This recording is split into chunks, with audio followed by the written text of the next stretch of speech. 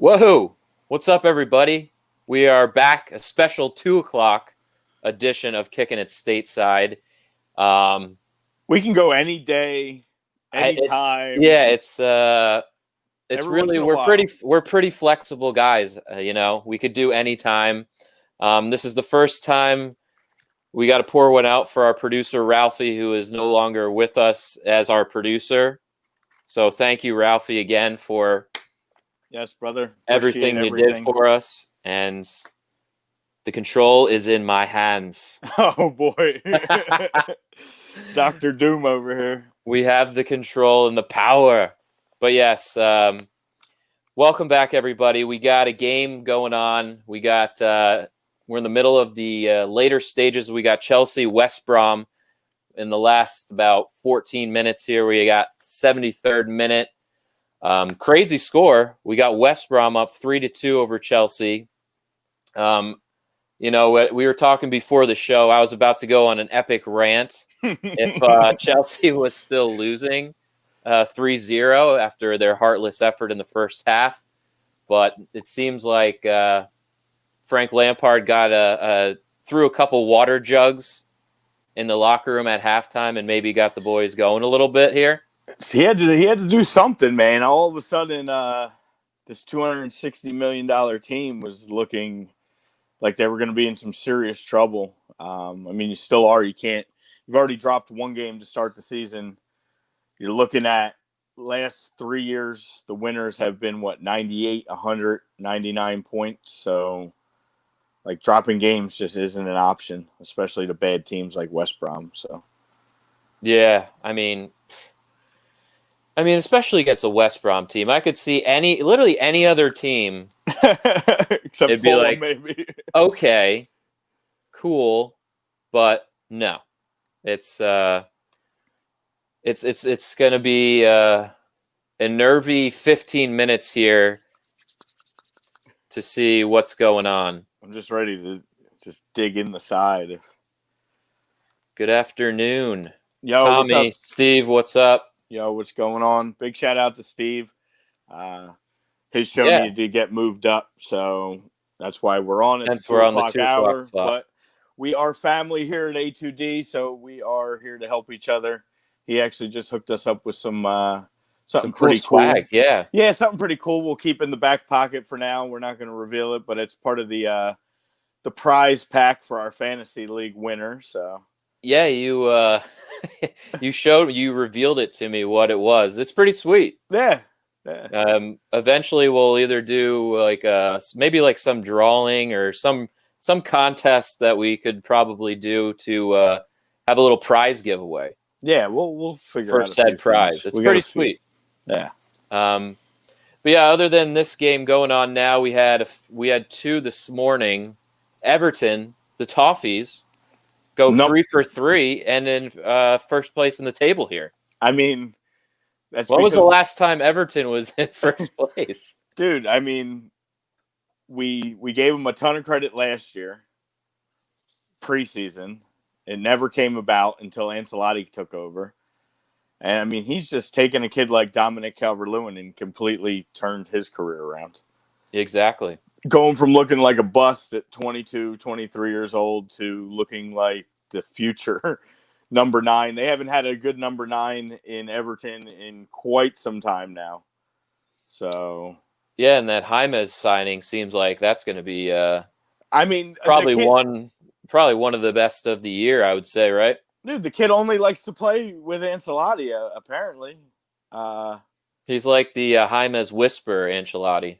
Absolutely. The Colombian just seems to have a knack for finding the right pass, and just everything's coming together. You watch that team, and all 3 new midfielder additions started today.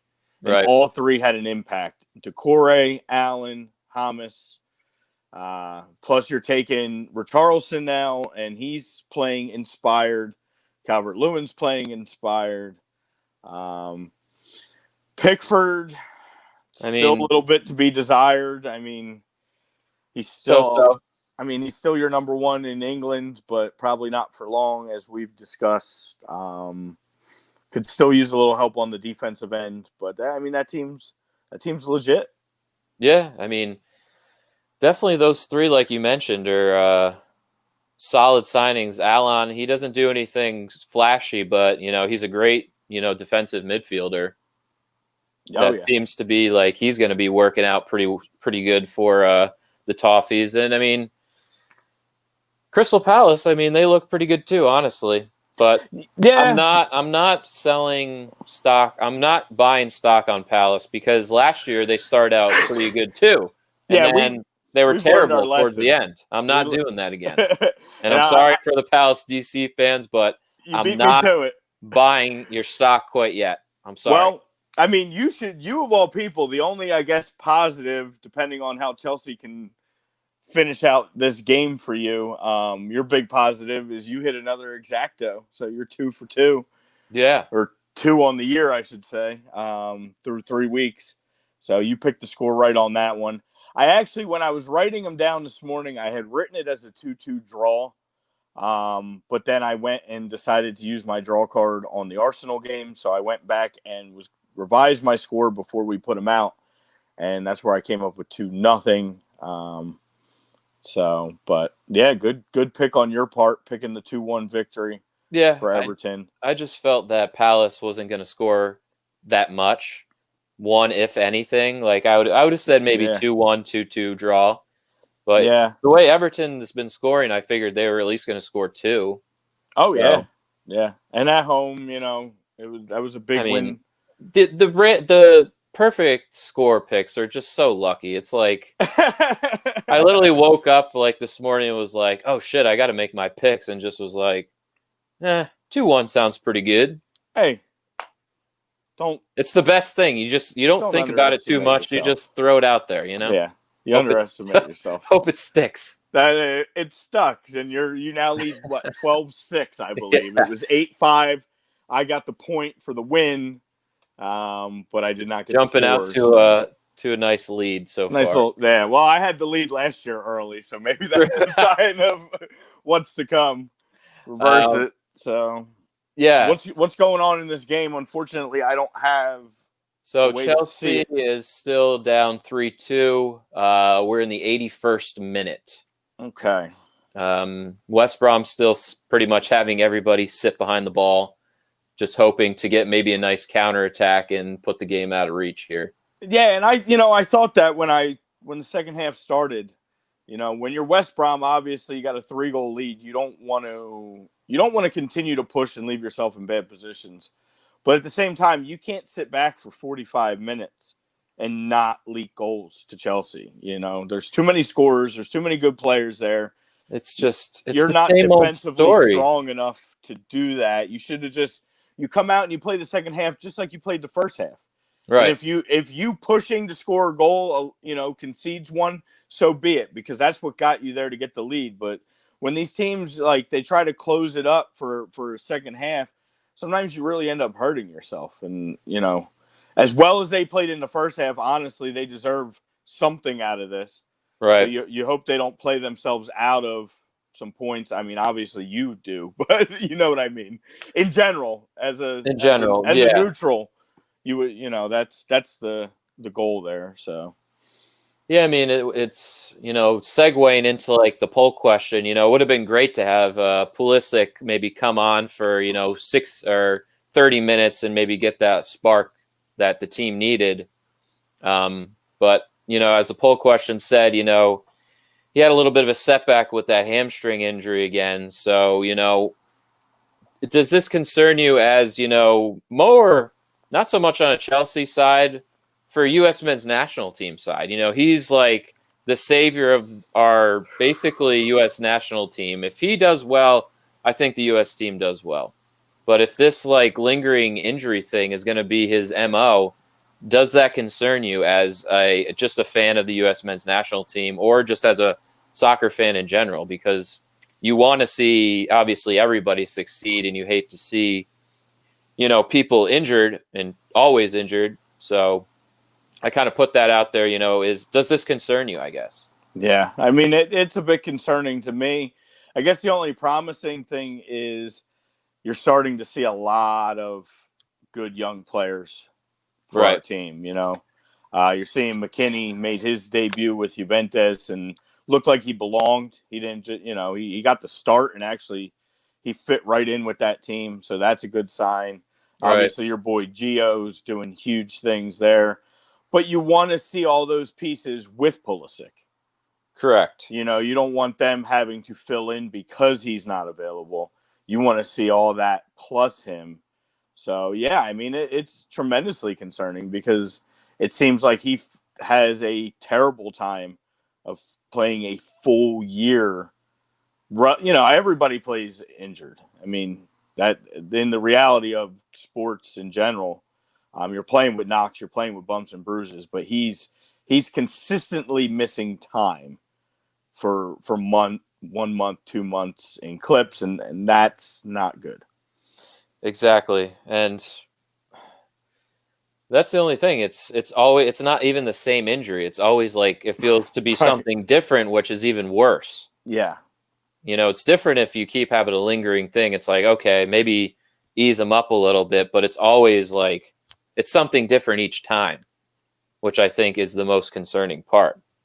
Right. And yeah, I mean, there's two sides of it too. You almost hope it's a bad enough injury and that's why he's out, but you don't want him to have obviously a bad injury, but you're hoping he's not soft and it's just these little knocks that some guys would play through and he's not. Right. That's the other thing too. Yeah. Because I mean, there is a difference. There are guys that you won't even know they're hurt until late in the year and your season's coming to an end. They're like, oh, he's about to have this major surgery because he's been playing with a torn whatever for 3 months.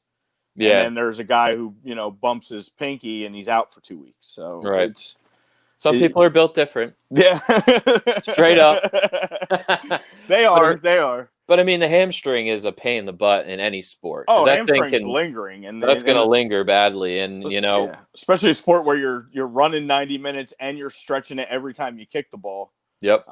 Yeah, I get it, but then maybe you need more time or something and stop rushing back. I don't know. Yeah, we're not really sure what the deal is, but hopefully he gets back in the next couple weeks, like they're saying, and stays healthy for I think everybody's sake. That's probably watching this. Yeah, on Chelsea's end and the US end. So absolutely. Also, I guess we'll run down after this game's over. Just briefly go through last week what happened. Just gave maybe the scores of what the teams are doing.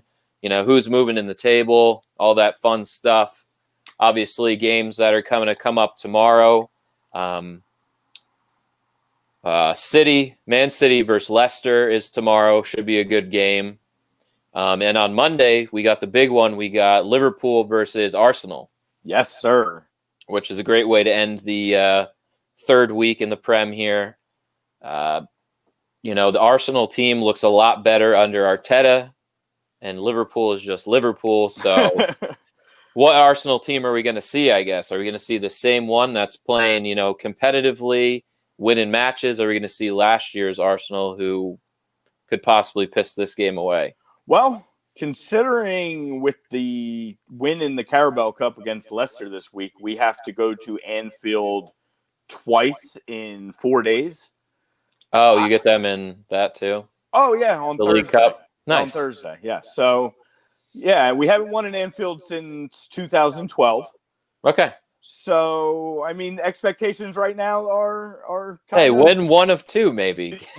And honestly, I'll take either one. Oh, yeah. Probably the League Cup. Yeah, because that's when he's going to rotate his side the most. Right. I mean, obviously, you want to win all your Prem games if you want an opportunity to win the Prem or finish in the top four. But I'll take a draw on Monday and a win on Thursday. Yeah. Absolutely. But, we got 2 in a row on them right now. So teams are just not beating Liverpool to begin with, let alone 3 times in a row. So it's not going to be an easy steep mountain to climb for sure. Yeah. So I mean, we'll get to that. Absolutely have my own thoughts on it, but I'm gonna hold back my expectations, I guess I should say. We had a little discussion with Lord Walker on the Facebook page. He hit me up. Uh-huh. And he was very fortunate to not have to be rocking anything blue. He told me to let you know, based That's off true. of your little bet there. I'm 0 for 2 on bets. I should just not bet for Chelsea ever. He wanted another bet for this game on Monday, to where if Liverpool wins, then we got to do kind of a show where we all wear red. And he would like to do what Julio did and come on as a guest, which I told him I would. That'd be great. I would enjoy him whether, Liverpool wins or loses, Exactly. So I mean, eventually we'd like to have Lord Walker on. He's always commenting. He's been with us from the jump, so why the hell not? Yeah, I hope he makes it on today. He was looking. I told him that the show was not till 2 today, so. But yeah, I told him either way we could probably get him on. So maybe for next week we'll even have him on with some reaction, because we'll have both games played by then. That's true. So there could That'd be perfect time. I could have some major shit talking going on. Yeah, if you go 2 for 2 on him. Yeah. Anything? Something? Ball pinging around in the box. Got me excited. So we're coming down to, we're in the 90th minute here. We're about at 89-10. So well, let's get into our sponsors, I guess, real quick before we get into your final few minute reaction. Yes, sir, dude. So we got the Ambuck Services boys. Obviously, we've been talking about them for God knows how long, and fall is finally here this week. Yeah, I'd tell you you're too late, but that would be poor advertising on their part. So you're never too late. You should have done it already, but you're not too late. Right. There's always time. Always time. Always time.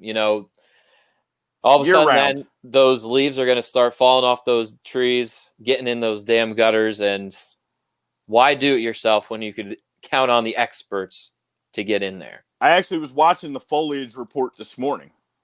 The foliage report. Oh, yeah. So we're getting into, the early part, the yellow, to where we're just getting into the change. Right. So, yeah. I'm a big foliage guy. Seasons come and seasons go, but American heroes live forever. Christian Pulisic. Yeah. And hamstrings hopefully stay intact. And Ambuck Services, also American heroes. They are. Keeping your yard and your house looking beautiful. Absolutely. Obviously, you could reach them, ambuckservices.com, or give them a shout, 856-879-5530. Also, our good man, the doc, as we like to call him, Paul Vidal, at Specialized Physical Therapy. Like we say, don't get up on that ladder on the roof yourself. Don't slam your hammer. Don't slam a nail through your finger. Fixing your deck. This both kind of tie in together. Yeah. Doing too much, you get hurt. You got to go see Paul. I don't know if he can fix the nail through the finger. Sure, he can. But he could definitely. He could do it all. Definitely help with that rotator cuff. As you're slamming it. Yes. But yes, you can find him specializedphysicaltherapy.com, or visit him at the 3 locations, or do it online. Yes. Consultation. Telehealth. But if you feel safe during these times in COVID, you can go see him in person. The 3 locations, Cherry Hill, Burlington, and the beautiful Princeton. Boom. I did see Marmadillo said Pulisic is just another Let's not do that now. Come on, that's harsh. Jumping the gun big time. That's harsh. Little Jack Wilshere comment. Oof. Is he still in West Ham's I don't really know if he's ever anywhere. I think he is. I think he's just getting paid to sit on the bench somewhere. Yeah. So's Mesut Ozil. So. True. That's harsh. That's harsh to say. It's too early to say that. It's not. Did you see Arteta? Arteta basically was like, you're gonna have a real hard time playing. No. Let's go. You just level it up. Tammy. Woo! Stealing a point. Stealing a point, boys. Hey, hold on. You could be like Man United and get an extra 4 minutes after the whistle and get a game winner. So you might have time. I don't know. We don't. Our names don't start with Manchester, so I don't know if we'll get that love. UEFA needs to fix this problem. Oh, for sure. Of Manchester gifts. Grease in the pockets. Like, what the fuck was that today? Like, I'm sorry, but I was making breakfast. I saw the equalizer. I saw the stoppage time was 5 minutes. The equalizer was scored at 4 minutes and 40 seconds, which tells me even with a goal celebration, you add 30. That's enough time to just kick the ball off. You had a great game. It ends in a draw. As a referee, you blow the whistle. You get these teams home with their point. Well-deserved. And he just keeps running and running and running. Then you have the play where he sends the corner and he blows the final whistle. Right. But there's a penalty afterwards. And surprise, surprise, Manchester United gets another penalty kick. Yeah, dude, I don't know. One VAR is just, we had the issue with this last year, how we said they need to make some adjustments because it was terrible last year, and it has not improved at all. It's almost worse this year. Can you say that? Yeah. After 3 weeks, it's like, what are we doing? And they almost called one today on Calvert-Lewin. They were shouting for it, where the ball basically gets fired into him from almost point blank, and he like turtles up. But at least he attempted to like bring his hands in, and it just struck him up here. And the announcers are like, oh, I don't know, that might be a handball. I'm like, at least he attempted to move his hands inside his body. Right. Well, it was the same thing in the Everton Palace game, on the one that actually ended up being called a handball. Right. So here's what I don't understand, right? If that play would have actually gotten through and it did not hit his hand, it was offsides. Yes. So how does a handball even get called on a play that should have been blown dead for offsides? So when VAR goes back and looks at it and sees that hit the hand, but says, you know what, whether it hit the hand or not, that's an offsides position. How do you give them a penalty kick? I don't know.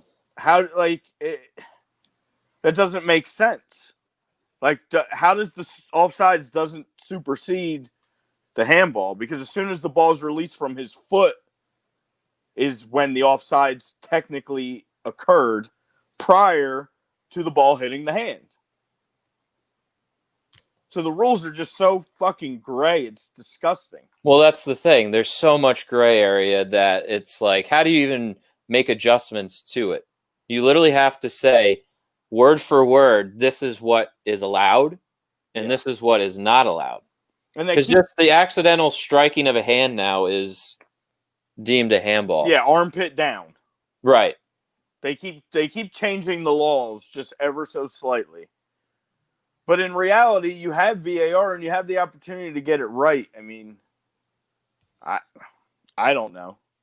I don't know either, man. I don't know. So big ups, way to fight back. Full-time alert. 3-3. Tammy Abraham gets the late game-tying goal, and Chelsea live to see a point out. That's the way it started. You'll take it. You have to. I mean, you're down 3-0 on the road with a half to go. And then you feel bad for West Brom a little bit because these are the games when you're up 3-0 and you're a team that is gonna be in that relegation talk. These are the games you have to see out. Oh, these are the games that get you relegated. And exactly. Yeah. That 3 points you should have had that turned into 1 is going to come back and burn you definitely later. Oh, yeah, because on the last day or last 2 weeks of the season, you're going to be looking for a point or two to keep your ass up, and you had it. You You're had going it to in look week back 3. and say, damn, Yep. remember that Chelsea game? We were up 3-0 and dominating. And we against a team like Chelsea, too. It's not like it was against like a West Ham where you thought, this is a game where I don't care who you are. If you're West Brom, you wrote this in as an L on your schedule, most likely, when you started your season. Oh, absolutely. So to be up 3-0 and then give it away like that's a killer. That sucks. But I mean, you feel bad, but honestly, it's like you leak in way too many goals if you're West Brom at this point this year. You give up 5 last week against Everton, and then you give up 3 against Chelsea. It's like, well, that's the thing too. You had giving up 5 like that and getting your goal differential so far behind. Because they were -6 going into today. right. So you can hold a lead like 3-0, 3-1. You not only did you get some points, but you cut your goal differential down. Now you get it's a wash. So now you pick up 1 point and you're still -6. I mean, that's how you get relegated. I mean, ask Norwich. That's Norwich went through all this last year the exact same way. Exactly. And like I said, these are the games you have to see out. Yeah, 100%. So, tough one for West Brom. Yeah, the only thing you could take away is, Callum Robinson looked good. Yeah.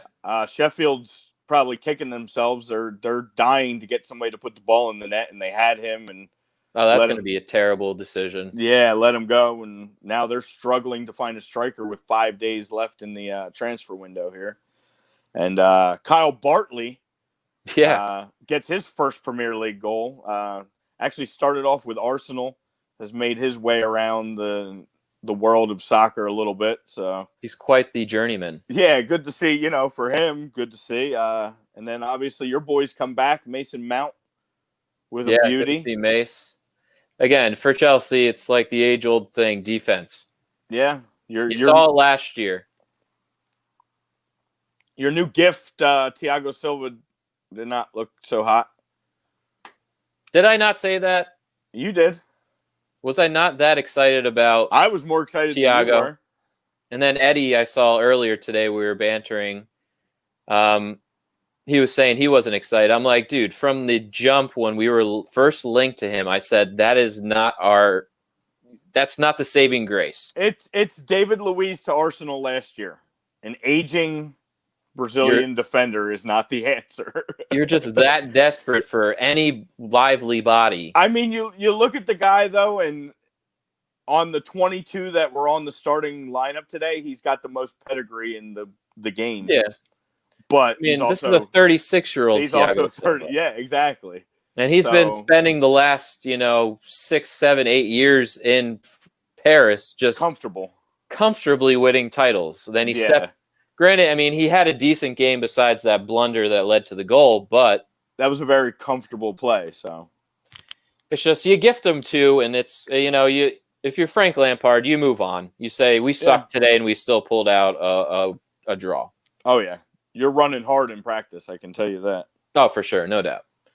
But yeah, also I guess earlier this morning we sort of touched on it a little bit. We saw United pulling out one against Brighton. Honestly, it was a stupid handball, to be honest. It was. I don't know what Maupai's thinking there. Like it was just a clear lapse of just like, hey, I think this ball might be on target. I'm just going to stick. It was a Luis Suarez almost. Yeah, I don't know why guys do that. It happens all the time. And every time you look at it, you're like, you've been playing this game probably since you were 5 years old. And they're going to call it. They're going to, and especially now. Yeah. A few years ago before VAR, guys got away with them here and there. You kept it near enough heads and, maybe you deceive the 3 referees, but you can't deceive a slow motion camera anymore. Again, with there's cameras views. Everywhere in every sport. You're not going to get away with it. Yeah. I don't know what he was thinking. And then, of course, Bruno Fernandes is pretty much money from the spot. Again, I still don't know how, though, you go back after the whistle was blown and then decide.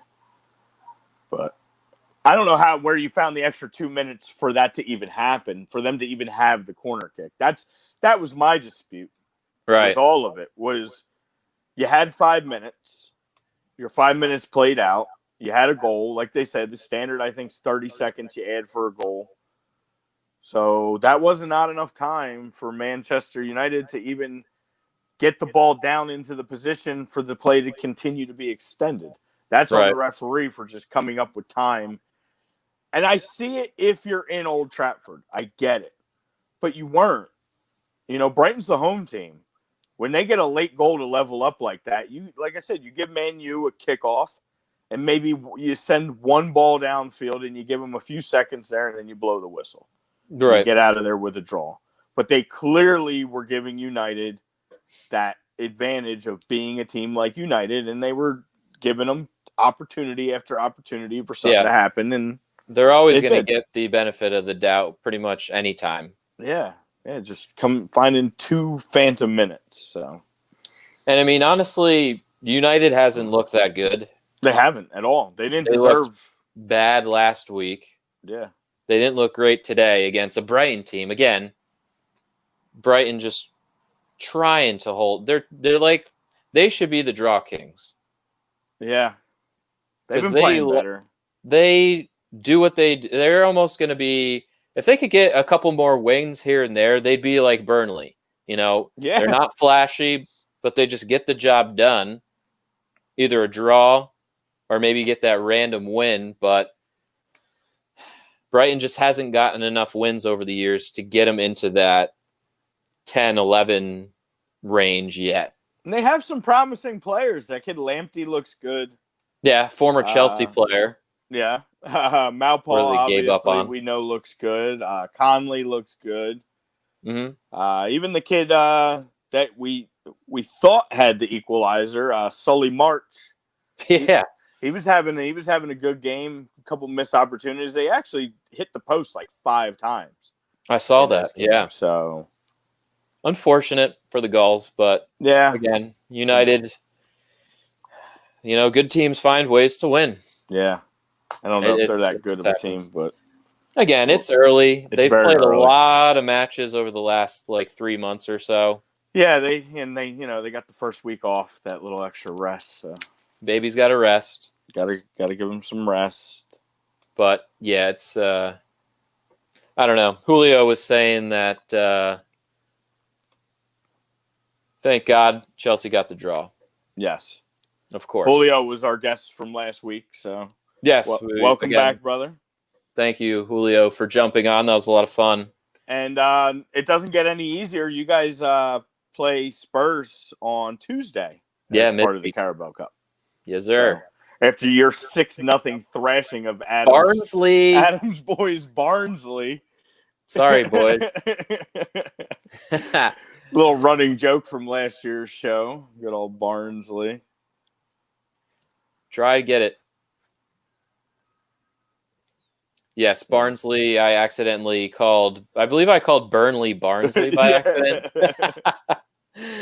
And Barnsley is now my 6th favorite team. My 6th favorite team. In the pecking order.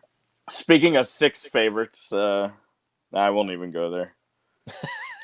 What do you have in mind? No, I'm not. He's not going there. Fine. Not going there. We'll stay here. Yeah, I guess real quick, just to highlight some stuff from last week before we talk about the games tomorrow. So like we sort of said, Everton got a big win over West Brom last week, 5-2. Obviously, Everton, 9 points, 3 for 3 so far. Looking pretty good. Ancelotti getting his first full season under his belt now. He's got his boy James, Alan. Diacore looks good. Like you said, Calvert-Lewin's putting the ball in the net. I mean, Digne's good back. Michael Keane's looked very good this year. Seamus Coleman. The ageless wonders looks like he's got his legs back. Yeah. So, if again, lot of expectations from the Kickin' It Stateside boys. We put a lot on these toffees. Can they actually do something unlike last year? Now that they have an actual manager and not that crumb bum. Well, we put that obviously on the forefront of their major issues last year. Was that moron running the show and having zero direction and zero clue of what to do with this team. And you bring in a guy like Ancelotti, makes some moves, figures out what he's got, and look at the results. Yeah, and it's good to see Duncan Ferguson just chilling. Yeah, we love Dunk. Dunk, Mr. Assistant, Super Assistant, Dunk. So they definitely may want to make a few calls in the next 5 days, though, on a defender somewhere. Just get some depth. Yeah, I don't know. Yuri Mina is kind of like hit or miss for me at this point. Hey, he starts off great, and then he's kind of like, I don't know, he gets a little lackadaisical, I guess, in there. They're still leaking goals more than they probably would want to. Probably, but so if you're scoring, 5 or at least 5 to 3 goals, I mean, yeah, you got a good chance to win ball games here. Oh yeah, offense is not going to be the problem. Honestly, one of the best matches of last weekend was Leeds and Fulham. Yes, that kind of during our show, it kind of finished up there. And another team that's not going to have very much problem putting the ball in the net, but defending for Leeds is going to be the huge issue. I'm glad you brought that up because they did sign Mr. Diego Llorente. Oh, that's right.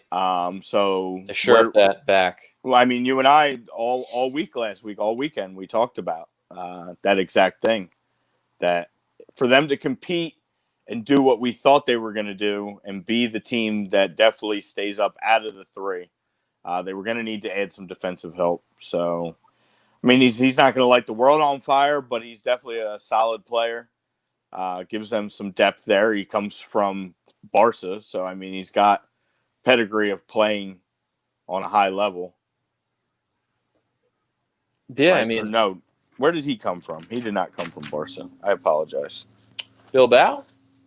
Sevilla. Bilbao. Llorente. Yeah. Yes. Athletic Bilbao? Bilbao? Maybe. Bilbao. No, Sociedad. I'm sorry. Sociedad. Real Sociedad. I knew it was a Spanish team. Yes, it's very hard. Obviously, A2D, one of our slogans is no notes, but in the soccer world, it's hard not to jot a note down here or there because that's fine. Yeah, there's a lot of there's a lot of teams and a lot of leagues to cover, not just like we're not covering one league in the U.S. We're covering the entire world, so it gets crazy. That's why.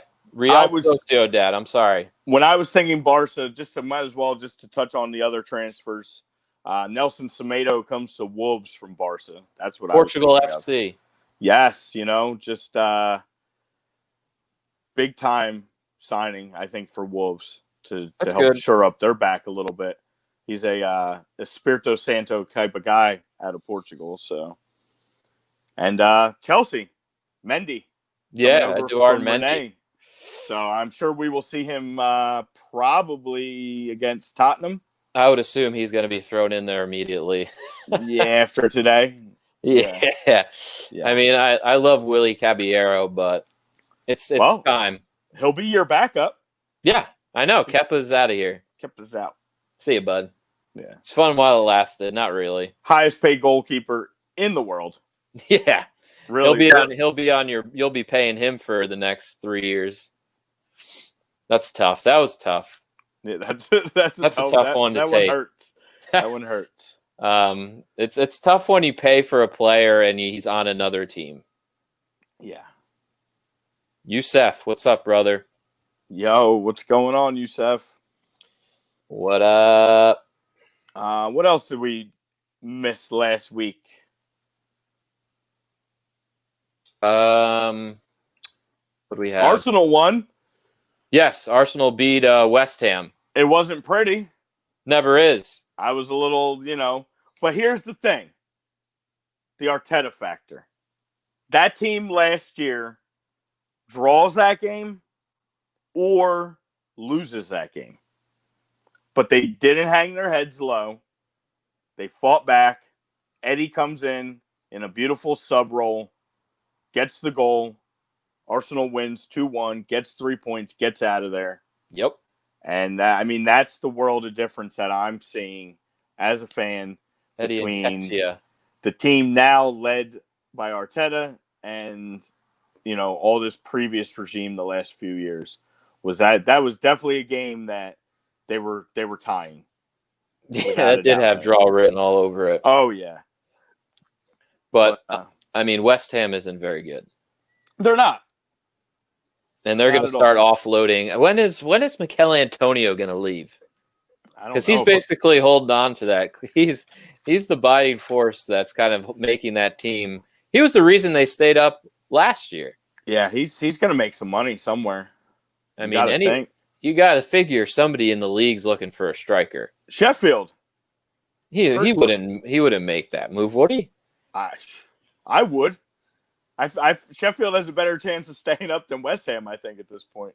I don't even know, man. That'd be tough. That's almost a step down. No offense to the Blades. Yeah. A lot of opportunities, though. There's got to be better, but maybe. He's been good. I think Declan Rice, maybe if Chelsea really want to make another splash and spend over $300 million, Declan Rice. You're going to upset Triple H. I don't care about Triple H. Oh, yes. Yes, I hope Ritter sees that one. For all our our wrestling fans and Ritter and Chrome out there. In this very ring and lazy booking. Suck that up. there you go. Oh, I'm sorry. He's 11. I didn't mean to say that. Sorry, buddy. Triple H made a plea for Declan Rice to stay at West Ham and build something, being the big West Ham fan that he is. But he's also a Chelsea Academy boy, so he is. So he'll end up at Arsenal. He's best friends with Mason Mount, so come on. But isn't today a day where, as a Chelsea fan, you're missing the guys like Willian and things like that, where you need some rotation and you need some depth? Because the fact of the matter is you're playing Champions League and you got a lot of games coming. Absolutely. So, you definitely need that depth, and I don't know if the rotation is there yet. You definitely could use Ziyech sooner than later. You need Pulisic back sooner than later. Agreed. You need Timo to start hitting the net. His time will come. Yeah, Frank looked frustrated, but you're 3 weeks in. You can't get, You got to get everybody gelled. So many moves are made. It's the problem. You don't want that.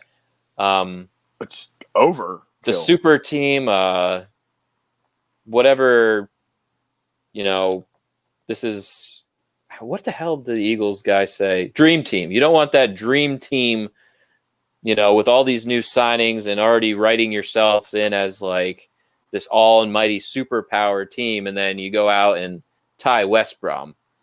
Yeah, you can't do that. So, Youssef was talking about Bayern in the Super Cup. He sure was. I was keeping that, but we could just mention that. Bayern, a little bit more silverware, beats Sevilla 2-1 in the Super Cup in extra time. Also, this was my poll question on YouTube. Do you think that Bayern, they won every trophy that they could possibly win this year? Literally every trophy that they could possibly win. League Cup, the title of the league, Super Cup, Champions League. That's four trophies. And started off the new season with an 8-0 victory. And they play Dortmund, I think, next week in the German Super Cup. Am I not? You maybe, yeah. The polka, Possibly. the pokal, Yeah. yeah. The Super Cup, the league winner of last year, and then the league winner of the Cup, which just happened to be them both times. So the runner-up of the league gets that game. So that was Dortmund finished second. Why can't they just play their number twos? That's not fair. They won both games. I mean, they should That's ridiculous. They should just play a scrimmage and take the trophy home and call it a day. I mean, where's the trophy going in the youth academy trophy case or the first team? We're gonna have to, yeah. Yeah, Bayern just. Do you think Bayern is the best team in the world at this point in time? It's tough to argue against it. Absolutely. Maybe those Liverpool fans still think they got something to hang their hat on. They're good. Maybe City. They're good. But I mean, when you win all those trophies, it's tough to argue against Bayern. It really is. They play Dortmund on Wednesday. Sorry, in the Super Cup. Youssef just said. Okay. Oh, fuck.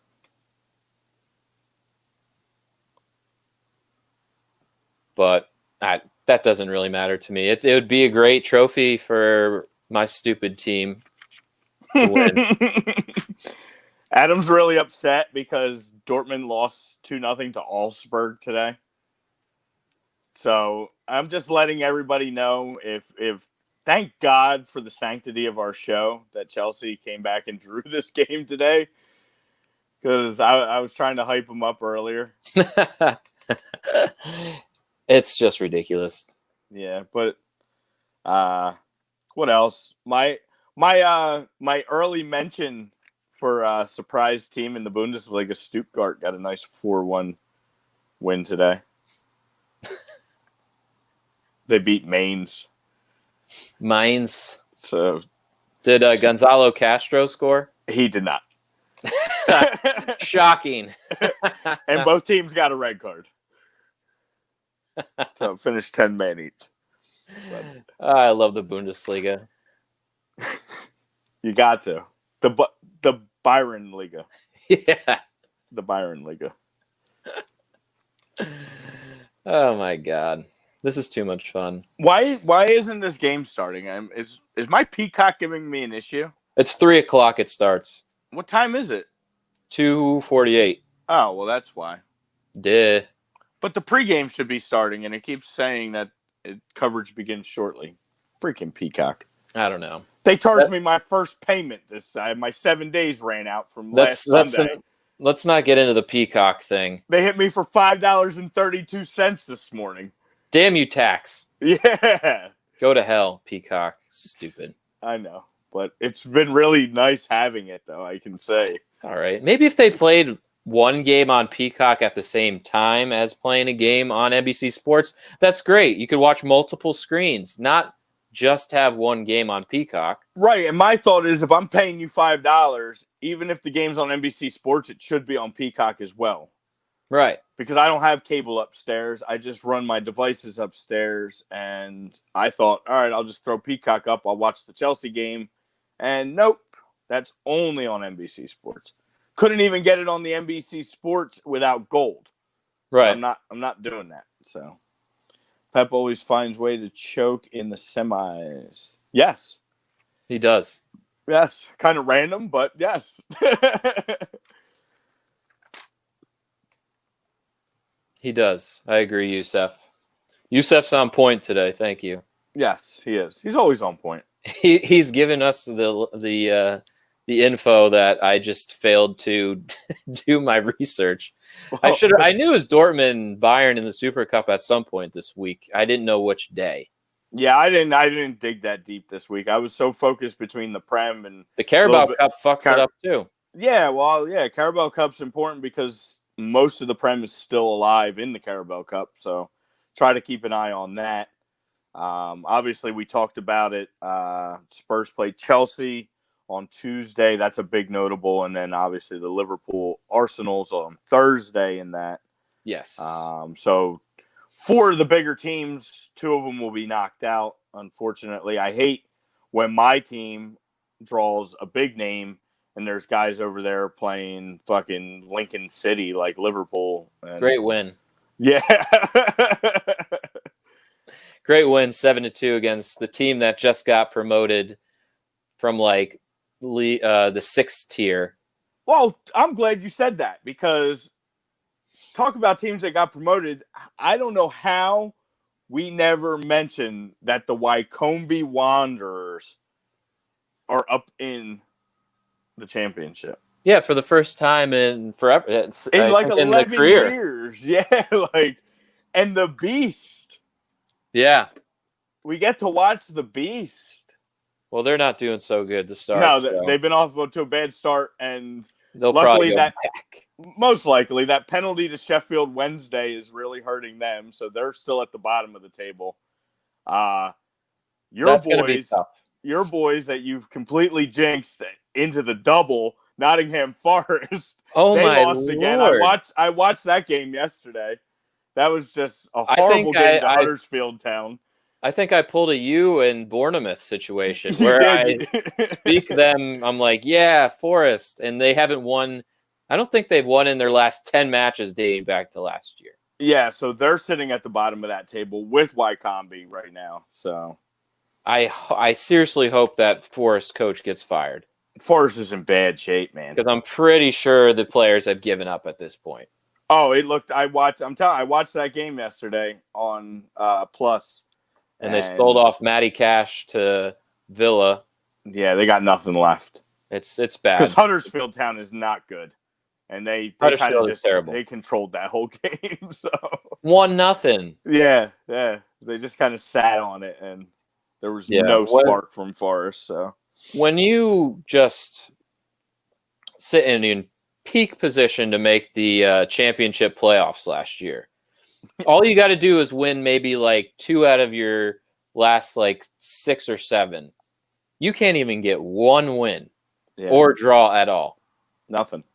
And you fall your way out on the last day. And you still haven't won yet this year.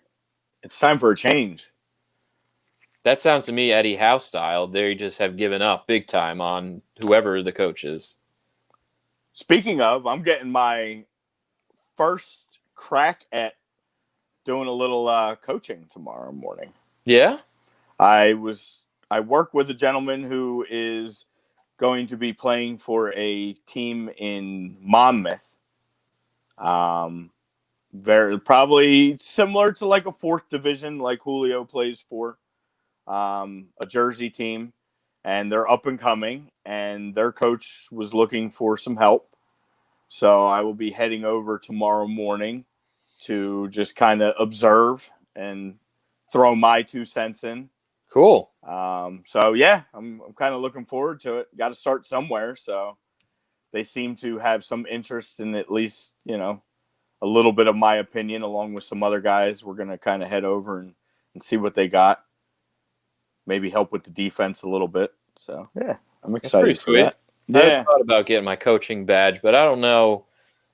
I'm too new. I'm too green in the actual tactics, part of soccer to feel comfortable to jump into a coaching classroom or a clinic.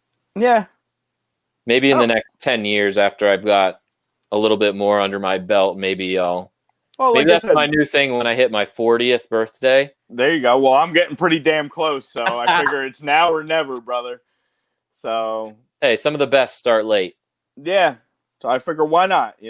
Get my feet wet, go hang out with the boys, kick the ball around on an early Sunday morning, and like I said, bring a notepad and at least let them know what I see and what I think, and maybe help these guys out because they seem to want to grow.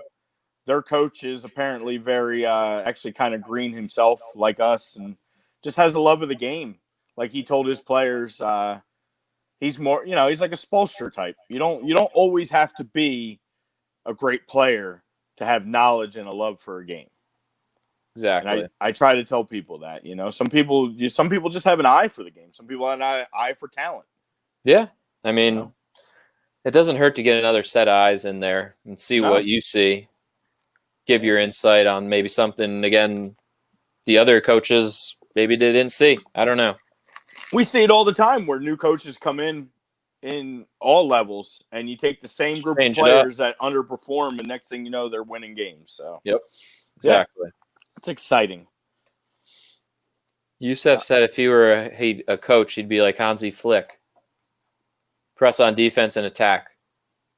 I kind of like the same motto. I don't like to if you have the players to press, yes. Right, you got to go with what you have.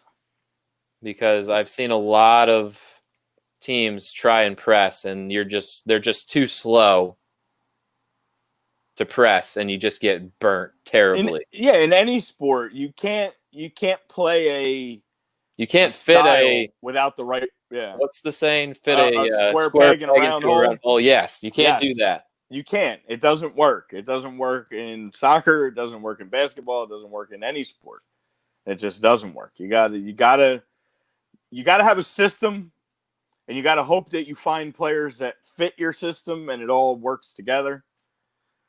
Exactly. That's why sometimes, again, these $260 million experiments, they're great, but in the beginning you have a little rocky road in the beginning. You got a lot of different guys from a lot of different backgrounds all trying to come together and play in one system. Agreed, man. So, anything else from last week that any big games that we didn't talk about? I mean, everything kind of played out the way we thought, I guess, other than United losing that game. And I mean, Man City looked decent against Wolves, I thought, last Monday. Yeah. If it wasn't for Raul Jimenez late goal, I would have had my exacto. So. Yes. City looked pretty good after their first game back. Didn't really look great the other day against Bournemouth in the League Cup, but yeah, it's a League Cup. But yeah, I think City, they're going to score goals.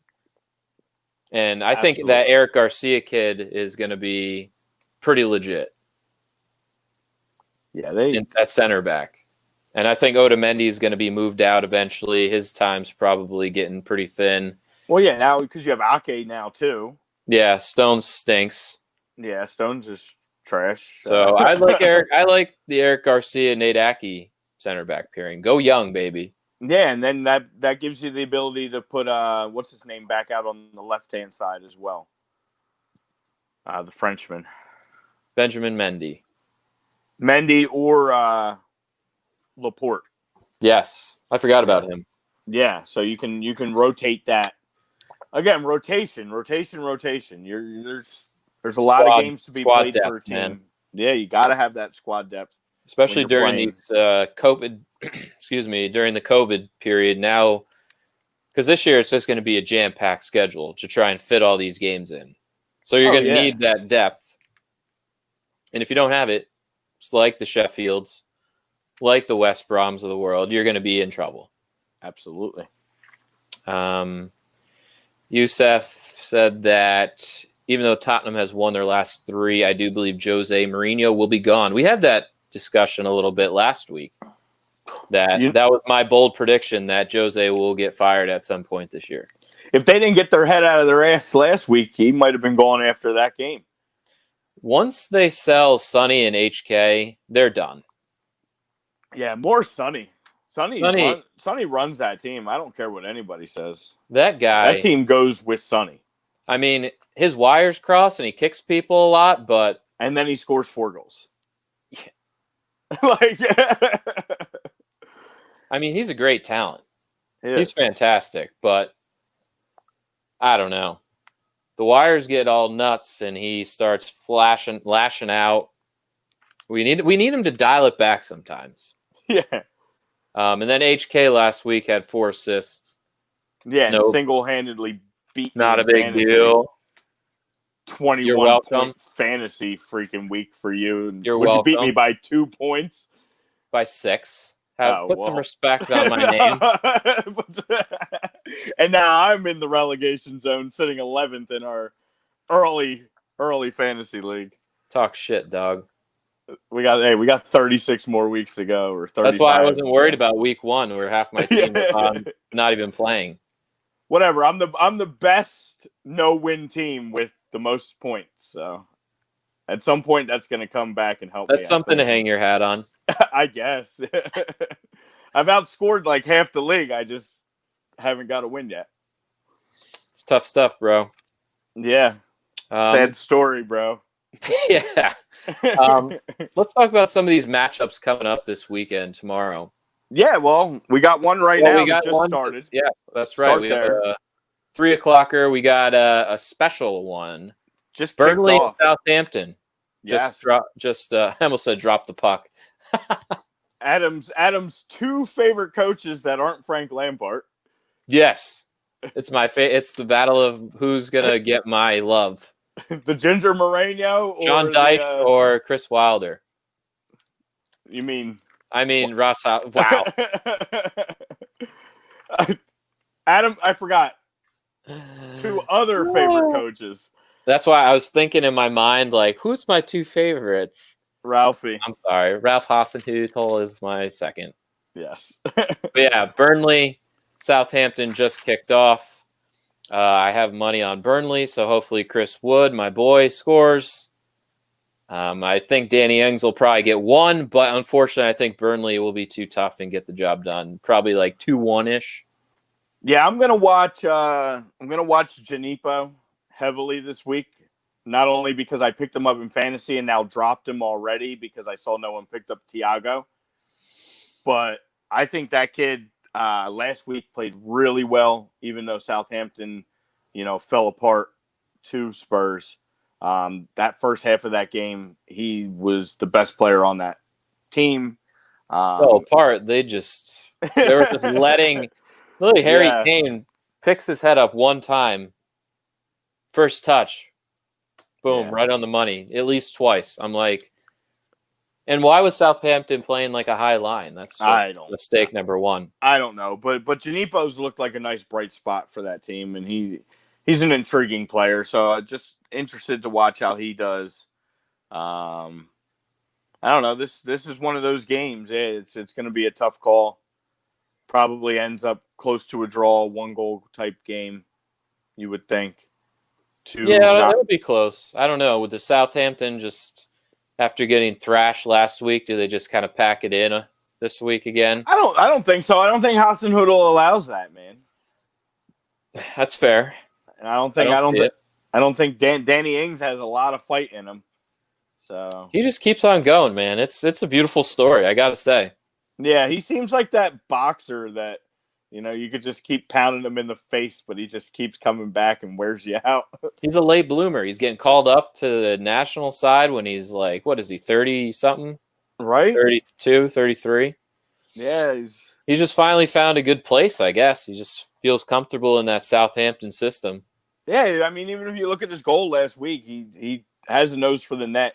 He didn't even have to look up. He just put his head down, knew where he was in the box, and just beautiful shot. So the guy can score. He's definitely a scorer. So absolutely, this should be a good game coming from Turf Moor. And then tomorrow morning, the beauty of this new weird schedule, we've been getting breakfast games Saturday and Sunday. We're not getting. Yes, for those of you who like to get up at 7 o'clock. For me who can't sleep past 5:30, it's nice to actually have something to do with my life.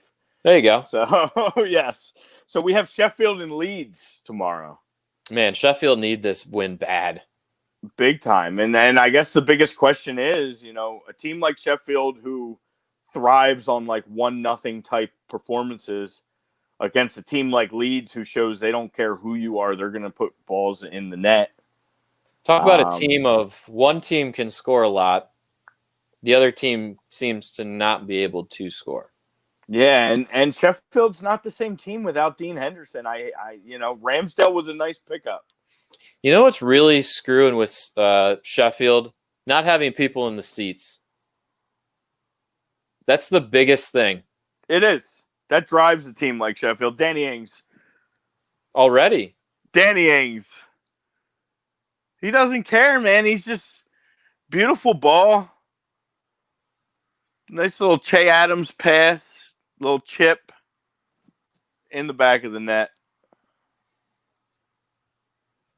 And I don't think I get assists. I'm pretty sure I benched Shea Adams this week. So Hey, maybe that automatic substitution will get him in.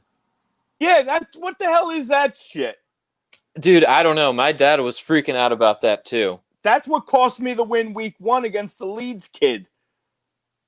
Was this automatic substitution? I don't know what that means. I don't know if that's just so everybody who's a fan of the show and that's in our fantasy league, I have no control over any of this.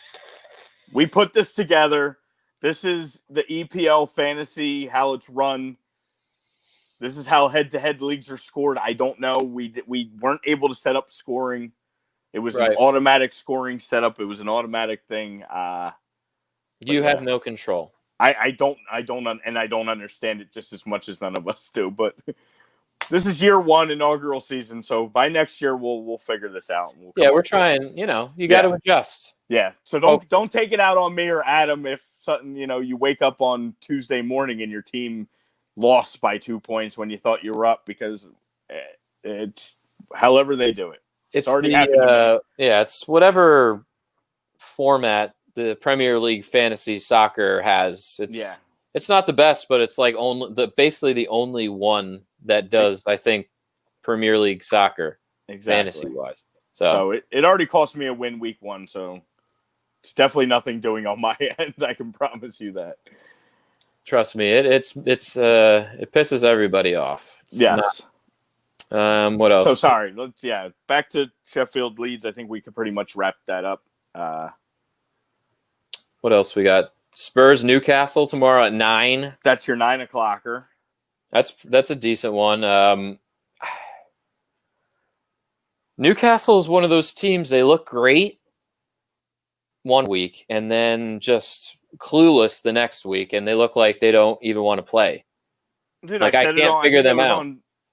Pretty sure it was on Twitter. Every time you and I praise Newcastle, they play like they played last week.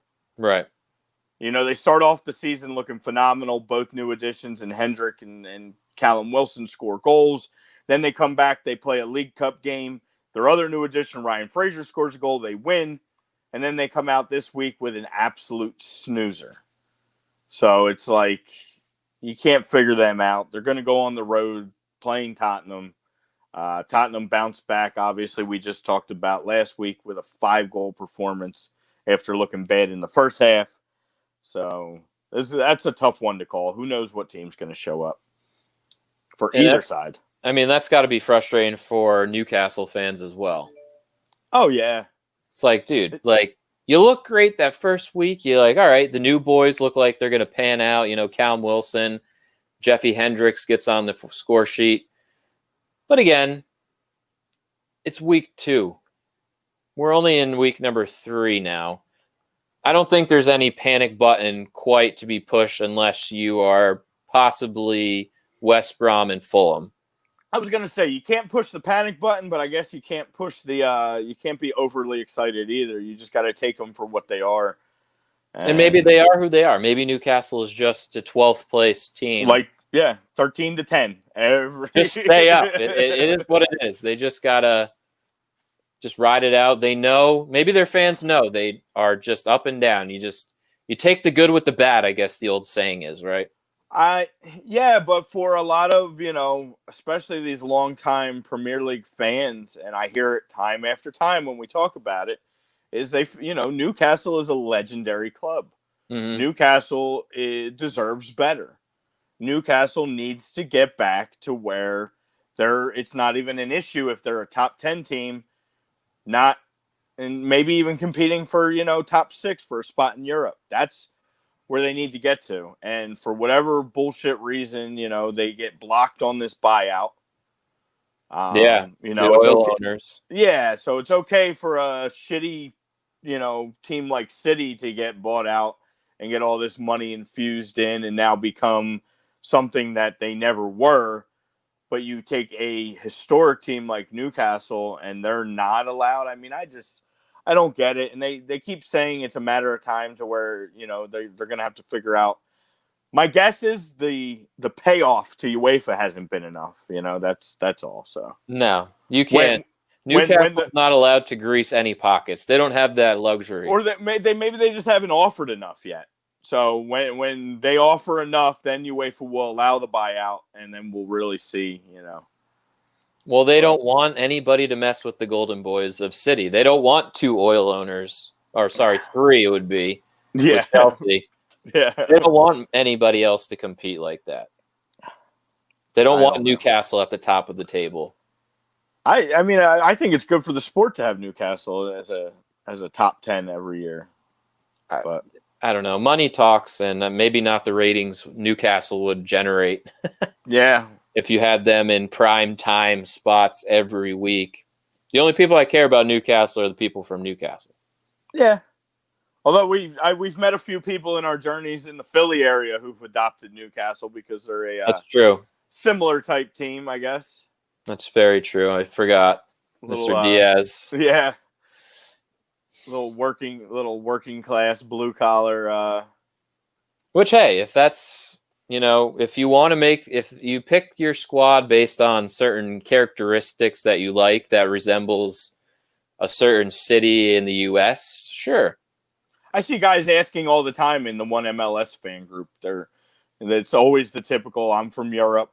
Here's who I root for. Who should I follow in the MLS? And everybody has their own opinion on who to follow and who not to and why and all that. So I guess the U.S. is kind of tough to, because if you're not from said city, it's what's your appeal or what's your connection to an MLS club? Well, there's a player on that team that maybe you like. Well, that's where I started actually watching. I mean, I don't hold back. Everybody knows my kind of history with the MLS we've talked about in the past. I was not an MLS fan. I did not like the product. I was not a supporter of the product for years and years and years because I felt like they were leaving something out. They had more to offer trying to build soccer in this country. So I really came in when Schweinsteiger came to the Fire, and I started watching Fire games when I could just to see him play. And then I slowly adopted Red Bull, who now I'm going neutral, bro. I'm going neutral. You're not adopting any more MLS clubs? No, you know what? I feel like I can enjoy the league more and talk about the league more without a rooting interest. I hear you. I give support to your union. I'm not going to root for the union, but I'll continue to at least throw them a little bit of support, being that it's our local market. I'm interested to see these new teams. I like this Miami team. I'm interested to see what this Austin FC team under Matthew McConaughey's ownership is going to do. So I think just for my own sanctity and my own sanity, it's bad enough rooting for Arsenal. Makes you a little crazy. I don't need any other craziness in my life right now. So I'm just going to go neutral and enjoy the league for what it is. That's true. I respect it, man. Red Bull sucks balls. Oh, come on. Don't say that. It's horrible. Don't you say that. It's horrible. What else? We got City, Manchester and Leicester. That's our big one tomorrow. That's your 11:30 game. City and City. I feel like Man City is the city that will come out on top. Again, I'm not buying stock on Leicester quite yet. I feel like they have a good core group, like we've always said. Yeah. The Ndidi injury is huge for them. Monstrous. I didn't even see that. I saw you dropped him again. Sorry to bring up fantasy for all the people that don't give a shit, but I saw you drop him. I'm like, show. Why the hell did he drop Ndidi? And then I saw he's going to be out until probably like Thanksgiving. Yeah, I pulled up the little thing loss. And I'm like, yeah, he can't sit on my bench that long. You're one of my favorite non-Arsenal players in the entire sport. But that's big time for them. Yeah, because he was playing center back and he was doing it well. And they're hurting outside of Sancho. They're hurting in that position. And Castagnetti's looked good filling in for Chilwell so far. Oh, he's looked great. I think he's got maybe Pretty sure he 12, scored. 15 points Yeah. already. So I mean, I don't know. Leicester, it's Man City. I mean, how can you not go? How can you go against Man City? The smart money obviously is on Man City, but I wouldn't necessarily count Leicester out. The squad that they played against Arsenal in the Carabao Cup this past week Rotated a little bit. Was pretty heavily rotated. So there's a lot of question marks though. I don't like the left back at James all. Justin. I don't like him. I don't know if I just don't like his face. He looks like he's made out of cardboard or something. Like he looks. Justin. He looks like he was created. Never trust a man with two first names. If you play FIFA, right, and you see James Justin, you see his likeness, and you look at him, you're like, oh man, they messed up on this dude. He looks like just one of those, like, they didn't really know what he looked like, so they just put him in there. But that's actually what he looks like. He looks like he's a perfectly created FIFA character. Yeah, he's not that good. I'm not a fan. Good. He's filling in for Pereira at the time being. Yeah, he doesn't look very good. Yeah, I don't know. This is a big test for Leicester to see if they can play with the big boys, because last year they really took a shit against most of the big dogs. Yeah, well, they're still in the midst of this epic collapse. You know, I think I've said it to 10 people over the last couple weeks, but they finished the restart with 9 points in 9 games. Right. And still almost found a way to make it in Champions League. That's how good they were and how devastatingly bad they were after that. So, I mean, they are on a downhill right now. And they need to figure something out. The pieces are there. They just need to... I don't even know. I don't know why they collapsed like they did last year. Yeah. We thought they were destined for almost like a top 2-3 finish, and they just... Oh, yeah. We had Brendan Rodgers coach of the year, and they were going to Champions League. Yeah. And everybody else. It wasn't just us. It was, the whole world of soccer would have said the same thing. Yeah, I mean, your eyes were seeing it. They look good. Yeah. Jamie's doing his thing, but... I think some of their younger guys are going to step up this year, like Telemans, and Dennis Pratt looks fantastic so far. He's been good. Harvey Barnes here and there. Harvey's going to do his thing. He's a young cat. But, again, it's if a Casper has another shit year like he did, towards the end of last season, I think that'll be the big issue. Yeah. But if we see the Casper of old, we could see good things, but I still say Man City probably wins the game tomorrow. Yeah, we both had Man City picked this week in our picks. So, and then we got the 2 p.m. is West Ham Wolves. West Ham Wolves. Wow, struggling West Ham. Somebody that needs to find, Mikel Antonio. Like we said, he's been the guy that's really scored their only goals. Maybe a random Yarmolenko or Declan Rice. Not even maybe. Haller. Yeah, Sebastian Haller. He scored during. Kicked my thing. He scored during the Carabao Cup this week against whoever lower league squad that they played. Yeah, it's one thing to do it there, but you got to start scoring in the Prem again. Oh, I don't think he'll do that. Yeah. I don't think he'll do that. But yeah, he's kind of fallen to the wayside here after a really hot start last year. So I think this game could get bad. I know I say that all the time, but I just think Wolves they're too good. Wolves are legit, man. Wolves are a top 10. I'd say they're top for Europe type team. They should be. They should be, unless. I don't think they're losing anybody other than, they lost Jota to Liverpool. Yeah, that was a little bit of a loss. The addition of Nelson Semedo is nothing to shake a stick at. So, and I mean, this Daniel Podence kid has played pretty well the first 2 weeks. Yeah. Yeah. It doesn't even look like losing Darty has hurt them. I mean that's we talk about good coaching. You got a coach like a Spiro Santo who just he gets the best out of what he's got. I mean, again, he's one of those. If there wasn't so many good managers in this league, he would definitely be right up there with the best. Yeah, but I don't know. Maybe they don't get enough credit because they're Wolves. They're not like a super big club. It could be. Yeah, I guess people are still just waiting for him to come back down to earth, but I don't think so. What up, Redder? We mentioned you earlier in the show. Yes, we did. I did a. You got a little suck it. Yeah, you got a little suck it. Well, Triple it wasn't H. really directed at you, but yes, this very ring is tonight. Yes, sir. Tune in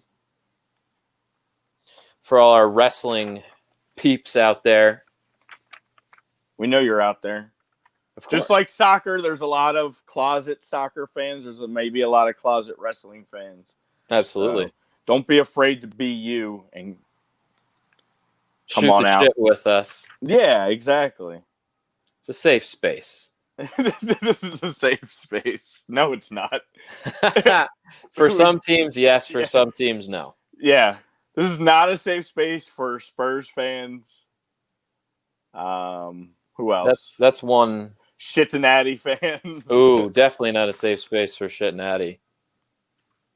They're not worth my time today, though. You know what? Big ups to them. They single-handedly made me no longer a Red Bull fan. They almost made me not be a Union fan the other night. No, just kidding. That was... And by the way, while I'm at it, tomorrow, after we hopefully celebrate an Eagles win, don't even right now. I know that's... Stop. Just stop it. Watch an actual good team. We'll be at home tomorrow night against Inter Miami. Do we see Gonzalo Higuain make his first appearance? That would be awesome. In Philadelphia. I don't know if he's ready yet. I don't know.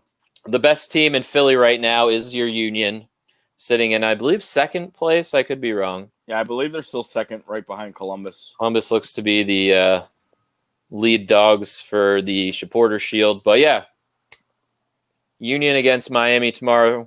I'm sure on a Sunday night. Obviously, there's football, but in between that last 4 o'clock game and Sunday night football, throw on WPHL 17 if you got it in the Philly market. It's only I was gonna say it's only an hour and 45 minutes out of your evening. It's not bad. If you're an NFL fan, you still get the second half of the night game. Throw it on your laptop. They also stream it on PhiladelphiaUnion.com. There you go. Throw that on with the football game tomorrow night, and that's maybe throw a little pizza in your evening. In your gullet. A little red wine, maybe. Get real classy with it. Oof. Not me. I know. We don't want that. No, I know. I'm saying for the people of Philadelphia and beyond. Well, I'm glad you said classy because we only got a few minutes left in the show, and we still got to talk about Monday's games real quick. But before we do that, we're going to go a little out of order. Yeah. Let's get into the yellow card, red card real quick. Yeah. And I'm jumping out of yellows. I'm going straight double reds to two classless people.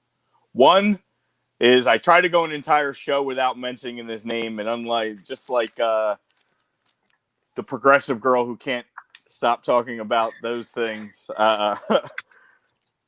Messi. Yes. Wah, wah, wah. Cry, cry, cry. You put Barca through the ringer. You agree to go back, and now your buddy Suarez walks out on you, and now you're going to cry about it again. Yes. So why the hell did you go back? You didn't talk to Suarez. You didn't know he was going to leave. Of course he did. And I'm glad he left. And that's going to be a really nice pairing for Simeone at Atletico. And let's see Atletico climb to the top. Well, I think a good yellow card would be the Barcelona front office. Yeah. You almost let your two best players walk away. They already lost one. And it seemed like Messi wanted to almost leave because it's such a clown of a front office. Yeah. And the other red card goes to Mr. Angel Di Maria. What was he doing? He got suspended, didn't he? We're in the midst of a pandemic. We're wearing masks to keep spit off of each other. Is he spitting in people's faces? He spit. Now, let's be clear. He didn't spit in his face, but he spit in the direction of a player. Blatantly spit in direction of a player. He was given a 6-game suspension. Shit-ass UEFA's already taken it down to 4 because he's a PSG guy, I'm sure. Of course. So how it's even 4 games is disgusting. It should be at least 6. I'm thinking 8 to 10. The fact that we've been dealing with, you know.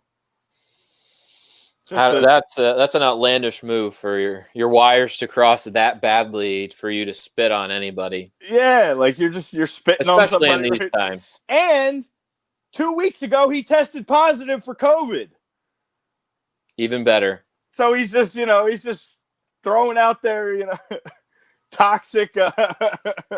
He's big time toxic. Yeah. So he comes back with a clean test, and then the first thing he does is spit at somebody.